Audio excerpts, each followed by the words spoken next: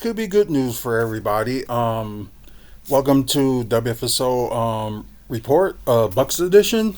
So this should be good news to everybody. I knew they were supposed to have a meeting this week, but I don't know if it just happened or if it's still due for them to do it this week. But anyway, so looking, on the WFSO's X account. So check out WFSO on X as well. You got any questions? Leave it to us. We'll try to answer them.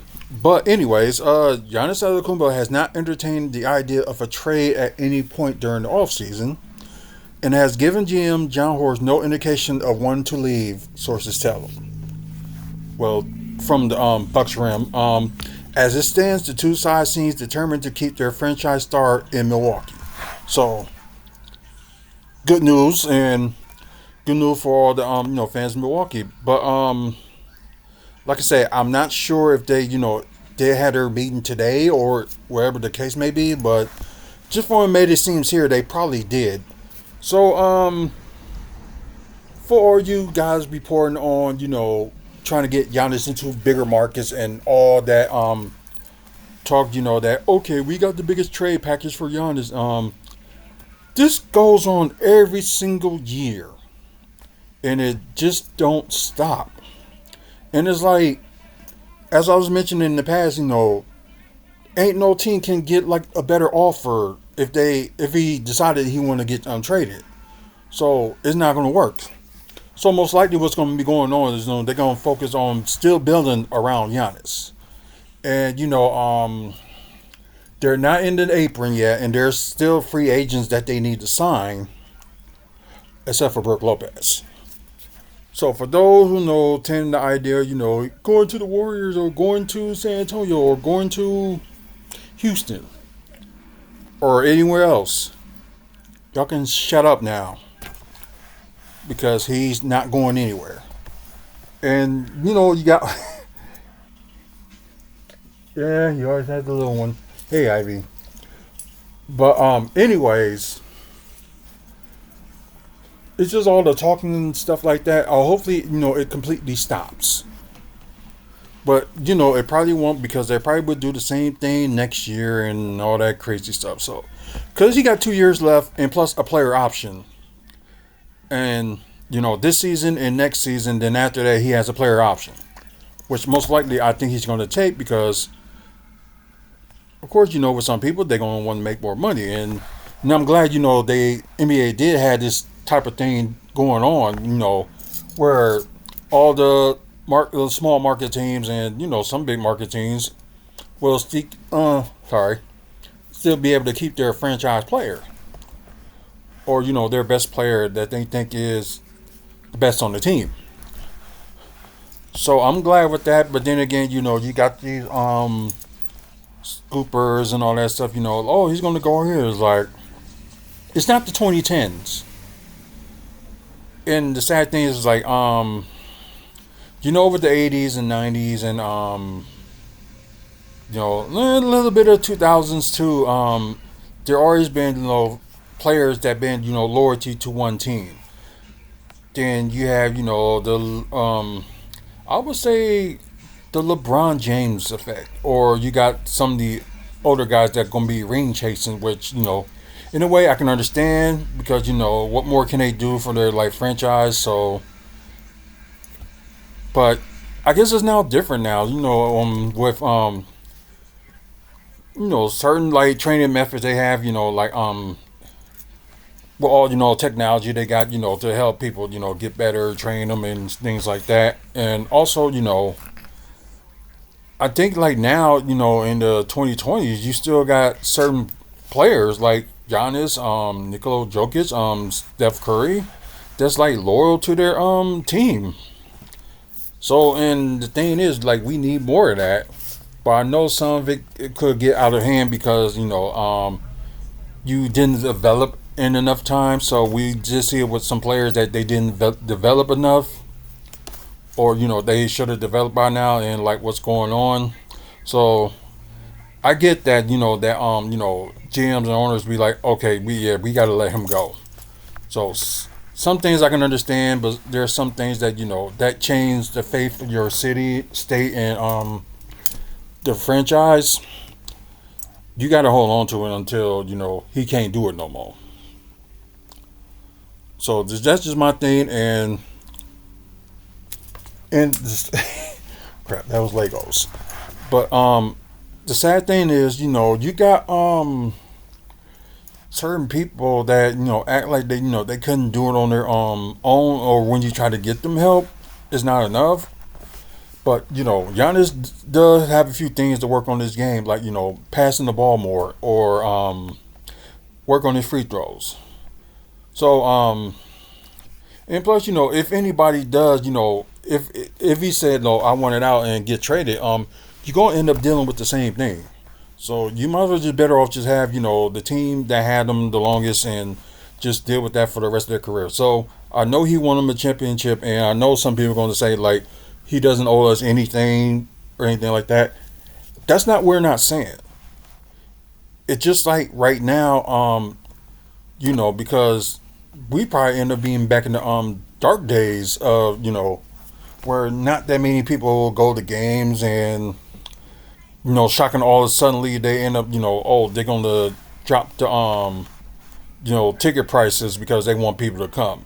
So, well, I guess the franchise, the Bucks, it's just ever since they gotten better, and plus the new arena, there's community help on like certain players. Some players, they still help out in the community, but I think just the franchise, like the owners and all that stuff, like they don't do enough for the community, and like that's kind of sad. And you got like some of the representatives like, okay, we can't do this for you, or we're not going to do it for you.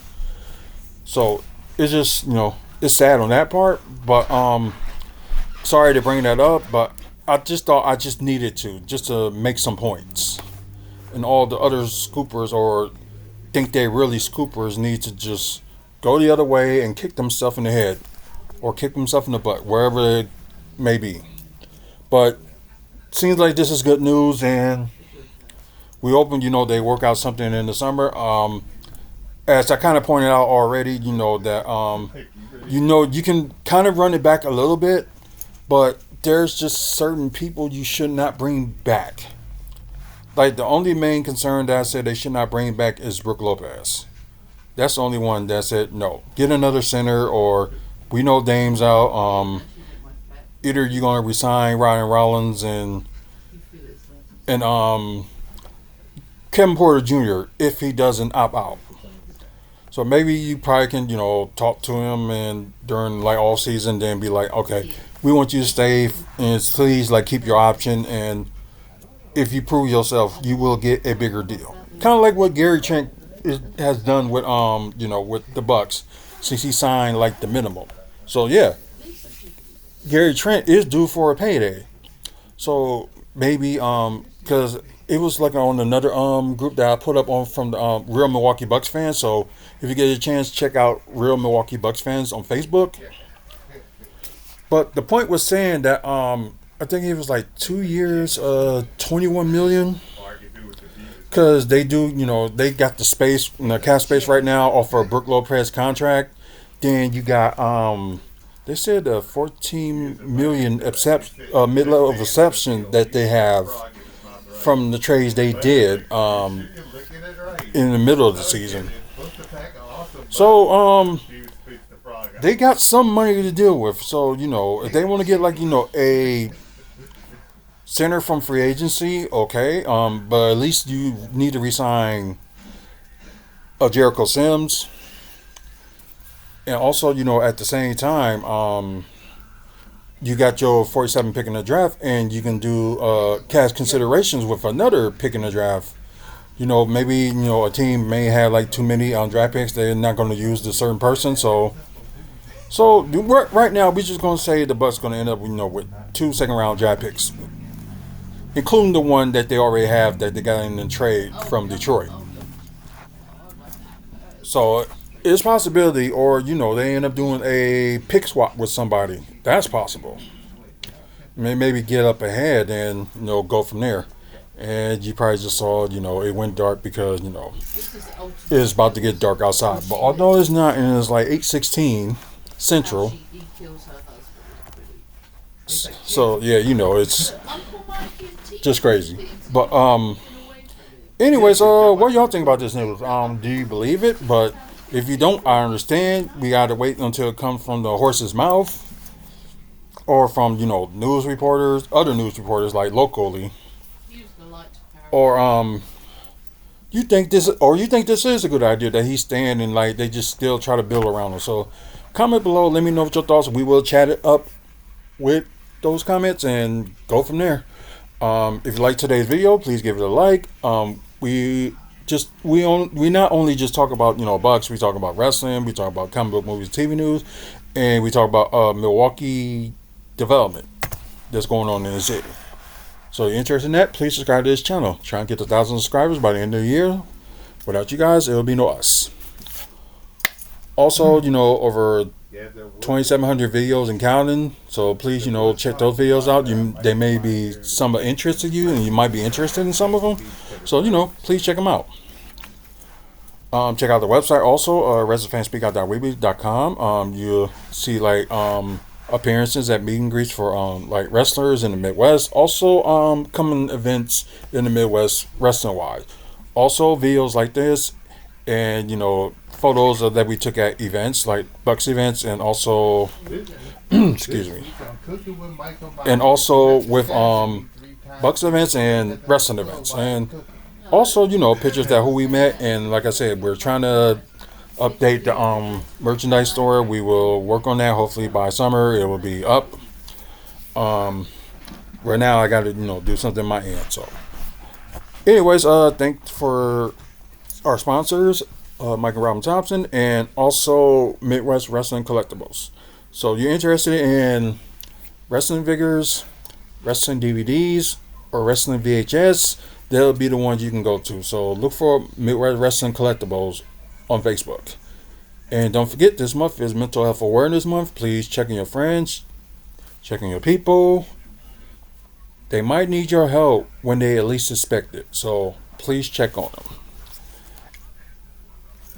And that's pretty much it. So thank you guys for watching. Until the next video, man up, face up. Have a good one.